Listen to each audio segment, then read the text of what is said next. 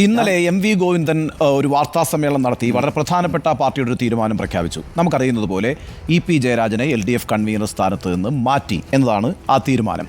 അതിന് കാരണം നമുക്കൊക്കെ അറിയാവുന്നതുപോലെ BJP നേതാവായിട്ടുള്ള ജാവ്ദേക്കറുമായുള്ള കൂടിക്കാഴ്ച അടക്കമുള്ള വിവാദങ്ങളാണ്. ആ അർത്ഥത്തിൽ രാഷ്ട്രീയ പാർട്ടി എന്നുള്ള നിലയ്ക്ക് CPM ഒരു പ്രതിരോധം തീർക്കേണ്ട സാഹചര്യത്തിൽ എത്തിപ്പെട്ടിരിക്കുന്നു. അങ്ങനെ LDF കൺവീനറെ മാറ്റുന്നു. ഇന്നിപ്പോൾ ഇതാ ആ പാർട്ടിയുടെ ഏറ്റവും പ്രധാനപ്പെട്ട മുഖങ്ങളിൽ ഒരാളായ, പ്രത്യേകിച്ച് വടക്കൻ മലബാറിലെ പ്രധാനപ്പെട്ട മുഖങ്ങളിൽ ഒരാളായ PV അൻവർ ഒരു വാർത്താ സമ്മേളനം നടത്തി മുഖ്യമന്ത്രിയുടെ ഓഫീസിൽ ആഭ്യന്തര വകുപ്പിൻ്റെ മൂക്കിന് താഴെ ഒരു ക്രിമിനൽ ഇരുന്ന് ഭരണം നടത്തുകയും മുഖ്യമന്ത്രിയും അതേപോലെ തന്നെ പൊളിറ്റിക്കൽ സെക്രട്ടറി അടക്കമുള്ളവർ അക്കാര്യത്തിലൊക്കെ അന്ധരായിരിക്കുകയും ചെയ്യുന്നു എന്ന് പറയുമ്പോൾ സർക്കാരിനെ പ്രതിരോധത്തിലാക്കുന്ന ഒരു നിലപാട് രാഷ്ട്രീയമായി PV അൻവർ സ്വീകരിച്ചോ? അങ്ങനെയാണ് എങ്കിൽ CPM അത് ഉൾക്കൊള്ളാനേ കഴിയില്ല. അതെവിടെയാണ് ഇതിൻ്റെ തെറ്റ്?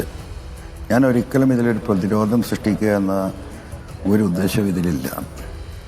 ഞാൻ ചില സത്യങ്ങൾ, മൂടിവെക്കപ്പെട്ട സത്യങ്ങൾ, ആ മൂടിവെക്കപ്പെട്ട സത്യങ്ങൾ കൊണ്ട് ഈ പ്രസ്ഥാനത്തിന് ഏറ്റവും ഗ്രാസ് റൂട്ടിലുണ്ടായിക്കൊണ്ടിരിക്കുന്ന പ്രതിസന്ധി നേരിട്ടറിയുന്ന ഒരു വ്യക്തിയെന്ന നിലക്ക് ഈ പറയുന്ന ഈ ക്രിമിനൽ സംഘത്തിൻ്റെ കയ്യിൽ നിന്ന് ഇത് മോചിപ്പിച്ചിട്ടില്ലെങ്കിൽ ഇതിന് എല്ലാവരും ആൻസറബിൾ ആകും എന്നൊരു ഘട്ടത്തിലാണ് ഞാൻ ഇങ്ങനെ ഒരു എന്താ പറയുക പ്രത്യക്ഷ ഒരു ആക്ഷനുമായി ഞാൻ ഇറങ്ങിയിട്ടുള്ളത്.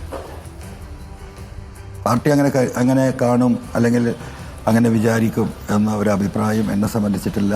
ഞാൻ ആ പാർട്ടിയെ മനസ്സിലാക്കിയിടത്തോളം ഞാൻ ഇപ്പോഴും ഉറച്ചു വിശ്വസിക്കുന്നു, ഞാൻ ഈ പറയുന്ന കാര്യങ്ങളിൽ കഴമ്പുണ്ടോ എന്ന് പരിശോധിച്ചിട്ടേ പാർട്ടി ഈ കാര്യത്തിൽ നിലപാട് സ്വീകരിക്കൂ എന്നാണ് ഞാൻ ഉറച്ച് വിശ്വസിക്കുന്നത്. താങ്കളുമായി ബന്ധപ്പെട്ട ചോദ്യം ഇന്നലെ വാർത്താ സമ്മേളനത്തിൽ MV ഗോവിന്ദനോടുണ്ടായി. അപ്പോൾ അദ്ദേഹം പറഞ്ഞ വാചകം ആവശ്യത്തിന് മാത്രം പോലീസിനെ വിമർശിക്കാം എന്നുള്ളതാണ്.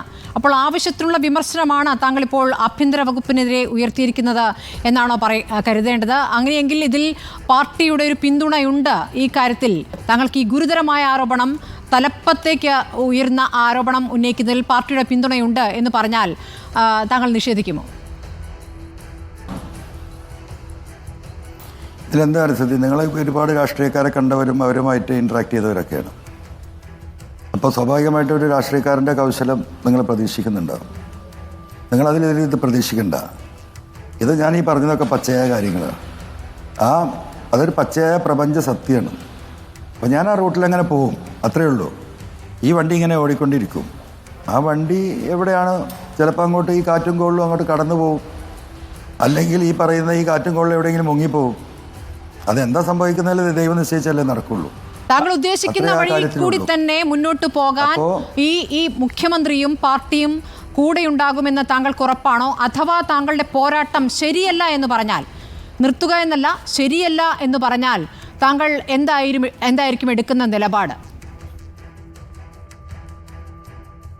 അല്ല, ശരിയല്ല എന്ന് ഒരിക്കലും പറയില്ല. ശരിയാണെന്നുള്ള ബോധ്യത്തിലാണല്ലോ ഞാനിത് ചെയ്തുകൊണ്ടിരിക്കുന്നത്.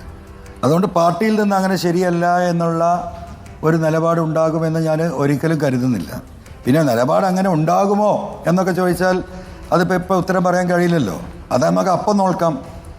ഇപ്പോഴത്തെ എൻ്റെ മനസ്ഥിതി ഞാൻ മനസ്സിലാക്കുന്നത് അങ്ങനെ ഒരു പാർട്ടി അല്ല കമ്മ്യൂണിസ്റ്റ് പാർട്ടി. ഈ പറയുന്ന കാര്യങ്ങളിൽ വസ്തുതയുണ്ടോ എന്ന് പറഞ്ഞിട്ട് പാർട്ടി നിലപാടെടുക്കും. അതാണ് പാർട്ടി. അത് അന്വേഷിക്കാതെ പാർട്ടി നിങ്ങളിത് നിർത്തണം, നിങ്ങൾ മിണ്ടരുത് എന്ന് പറയുമെന്ന അഭിപ്രായമേ എനിക്കില്ല. ഞാനീ പറയുന്നത് മുഴുവനും ആ പാർട്ടിക്ക് വേണ്ടിയിട്ടാണ്.